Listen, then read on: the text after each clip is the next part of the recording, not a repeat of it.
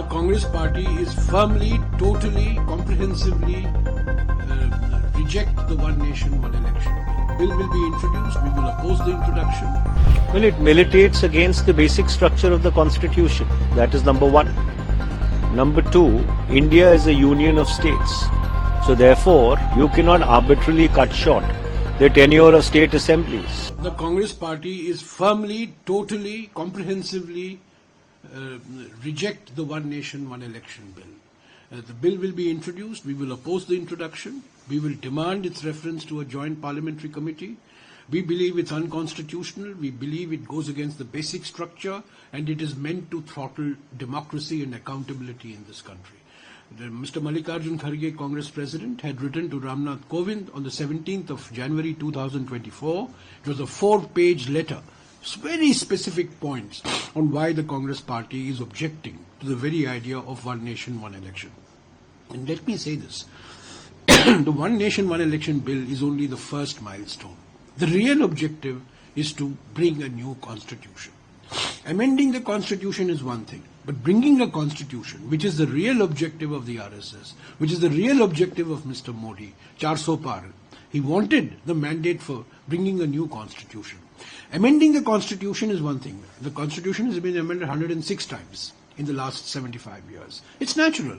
The first amendment was carried out yesterday. There was a big debate in the Lok Sabha, Rajya Sabha, why the first amendment was carried. Why was it carried out? Because the Supreme Court rejected the Zamindari abolition laws. Because the Supreme Court rejected the reservations for scheduled castes, scheduled tribes and OBCs.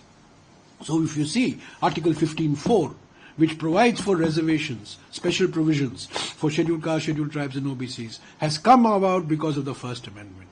So we are not opposed to amendment of the Constitution. 106 amendments have been carried out, and many of them are very important from a social and economic and political point of view. But what we are opposed to is a complete wholesale rejection of this Constitution.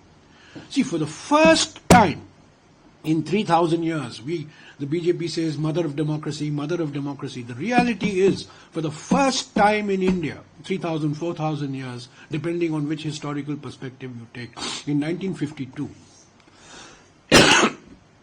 all people over the age of 21, poor, rich, scheduled caste, scheduled tribe, upper caste, women, OBCs, universal adult franchise became a reality for the first time in the elections of 1952, November 51 to February 52, 3 months. First time in Indian history we had universal adult franchise. And that was a consequence of the Constitution. That was a consequence of the Congress party's resolutions of 1928, 1931, 1934, 1937, 1939, and finally it got reflected in the Constitution. And we know what the RSS thinks about this Constitution. They rejected this Constitution on the 30th of November 1949, saying that it doesn't derive inspiration from the values of Manu and Manu Smriti and so on.